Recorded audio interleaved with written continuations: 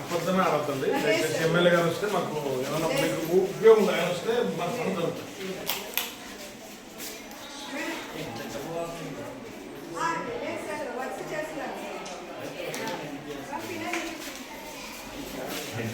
ఎవరు లేదు.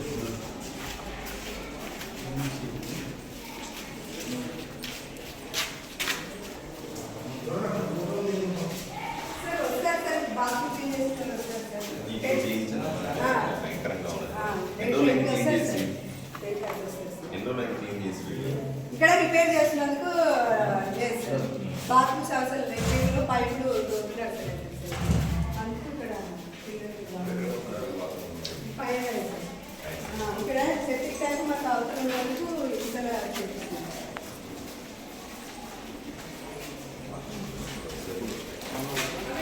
Tank water పోవడం లేదు. ఎవరు కాంట్రాక్టర్ ఏంటి? ఎవరు కాంట్రాక్టర్? వాటర్ ఇక్కడ పోవడం లేదు.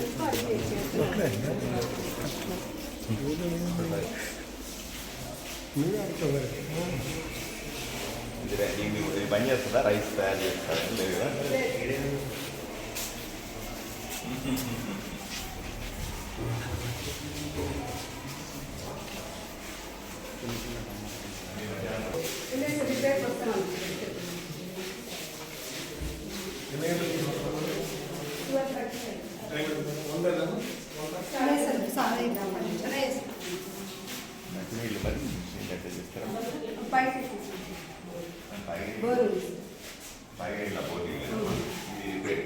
మున్సిపల్ వారు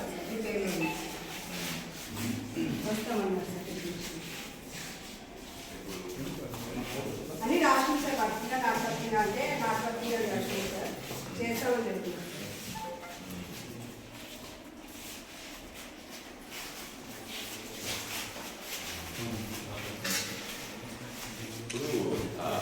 అపీల్ ఇద్దాం, పబ్లిక్ అపీల్ ఇద్దాం. రిపేర్ చేయొచ్చు కదండి. అదే కదా సార్. మీరు వస్తే ఎవరు చూస్తారు? నేను ఈరోజు ఆదోనిలో ఎస్సీ ఇంటిగ్రేటెడ్ హాస్టల్లో బాబు జగజ్జీవన్ రామ్ గారి జయంతి పురస్కరించుకొని ఇక్కడ నివాళులు అర్పించడానికి వచ్చాను. అదే సందర్భంగా ఎట్లా వచ్చాను కానీ ఆడబిడ్డలకు సంబంధించిన హాస్టల్ గురించి చూడడానికి కూడా వచ్చినాను. ఒక వైపున ప్రభుత్వం వైపు నుంచి కూడా బాత్రూములు ఇవన్నీ రిపేర్లు చేస్తూ ఉన్నారు.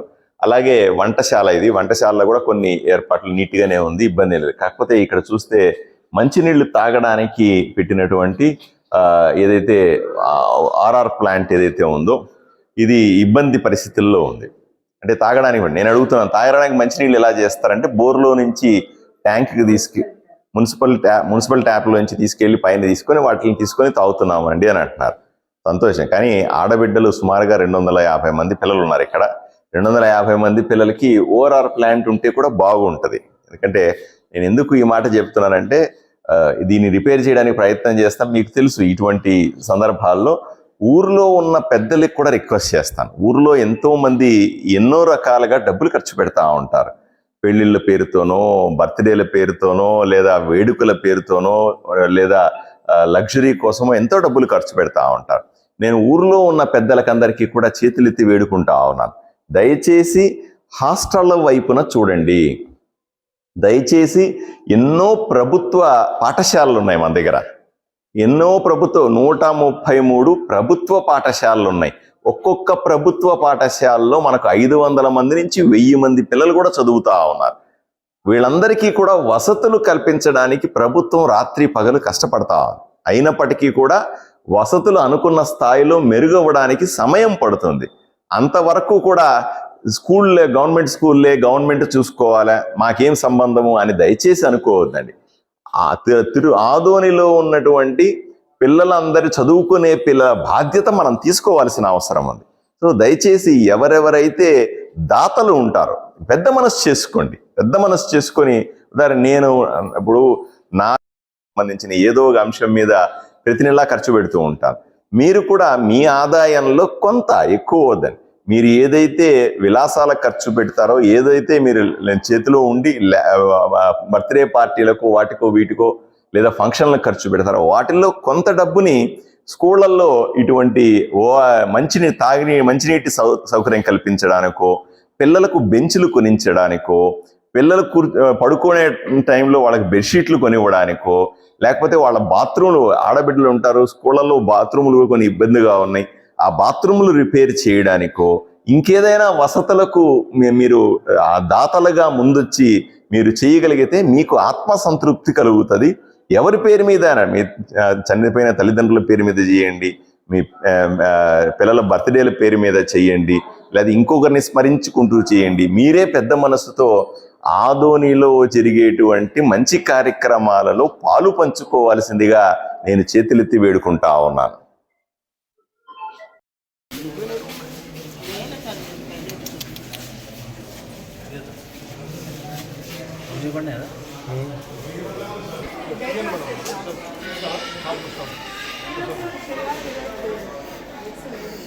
పండ్లు ఉంటాయి మధ్యాహ్నం మీద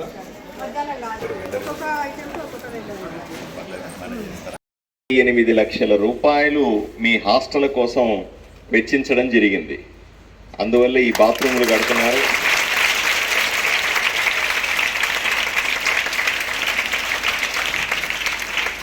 నేను ఇక్కడ బాత్రూములు కడతా ఉన్నారు. ఇంకా నేను ఈ బాత్రూంలో చూస్తే చాలా భయంకరంగా ఉంది. ఏమంటే అది రిపేర్ అవుతుందండి, ఆ పక్క బాత్రూమ్ వాడుకుంటున్నారు, కొంచెం ఇబ్బంది ఉంది. నేను మళ్ళీ నెల కాంట్రాక్టర్తో కూడా మాట్లాడతాను, తొందరగా పూర్తి చేయమని. మళ్ళీ ఒక నెల 2 నెలల తర్వాత మళ్ళీ వచ్చి చూస్తాను.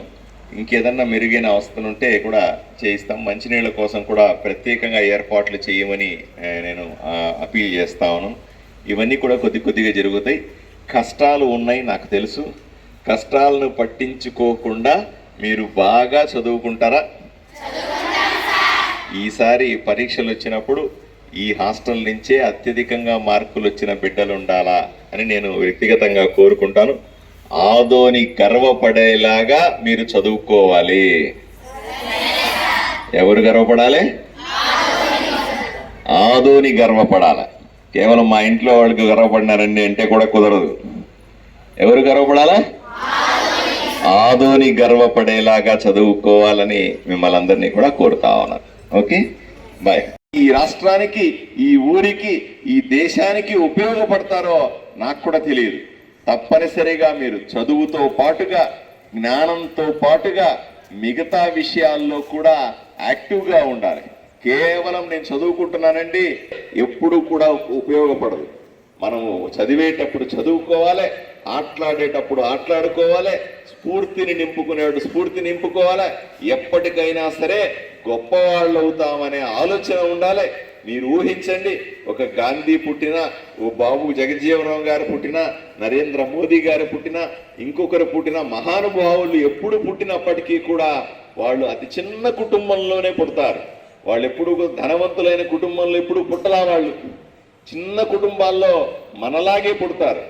అవన్నీ కూడా దృష్టిలో పెట్టుకొని మీరు కూడా సమాజానికి ఉపయోగపడేటువంటి గొప్ప వ్యక్తులుగా తయారవుతారని ఉద్దేశంతో ఇలా వచ్చి మేమంతా మీకు 4 మంచి మాటలు చెప్పే ప్రయత్నం చేస్తా ఉన్నాం.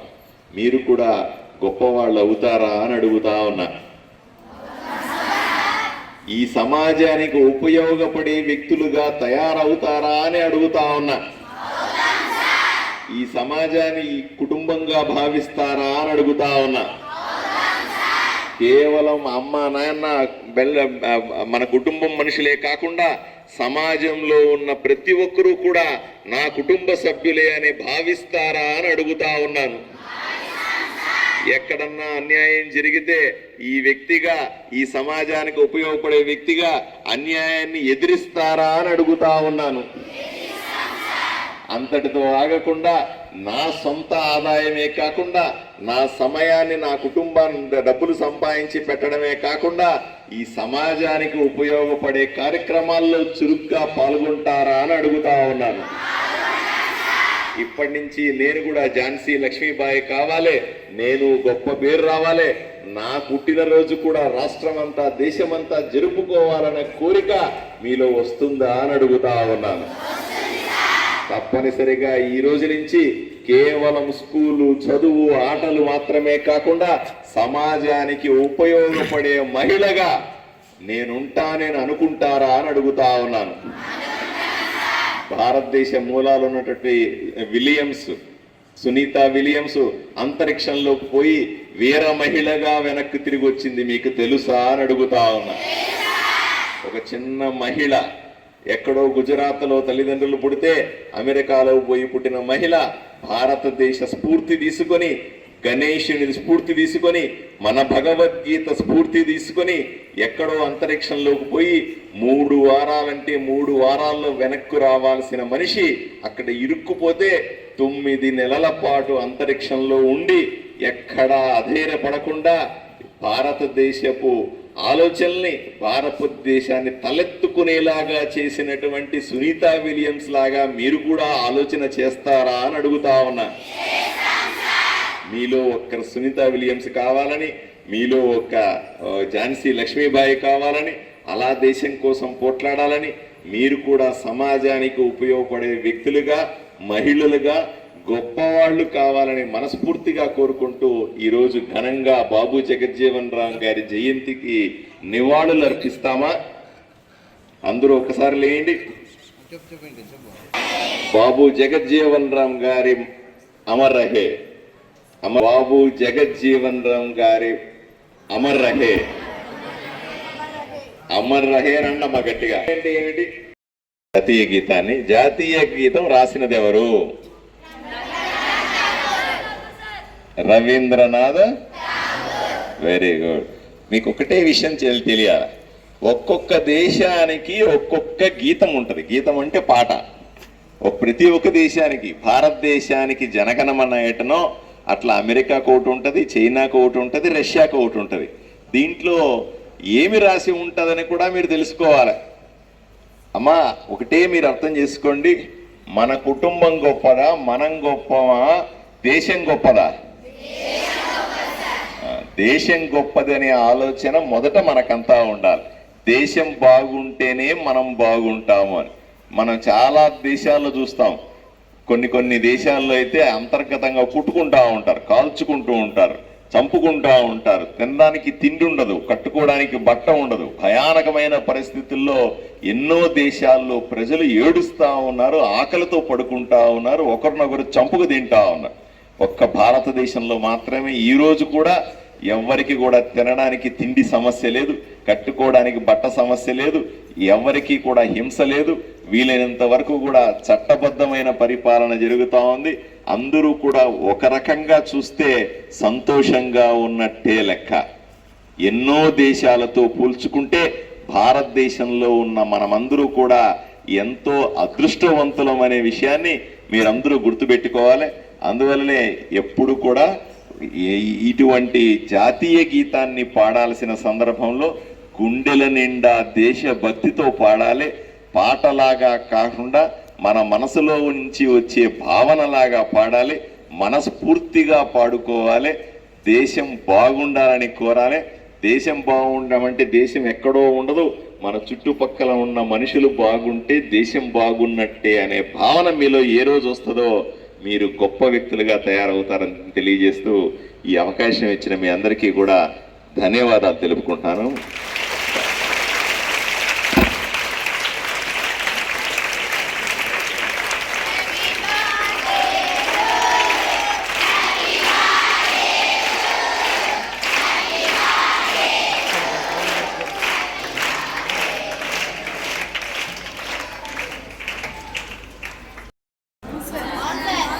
ఇంకా లెక్క పెట్టుకోండి, ఈ 5 ఏళ్లలో కనీసం 50 సార్లు వస్తాను నేను. మీరందరూ పరిచయం అయిపోతారు నాకు. తర్వాత మీ ఇంట్లోకి వస్తాను నేను. సరేనా? ఉండనా మరి? బాయ్.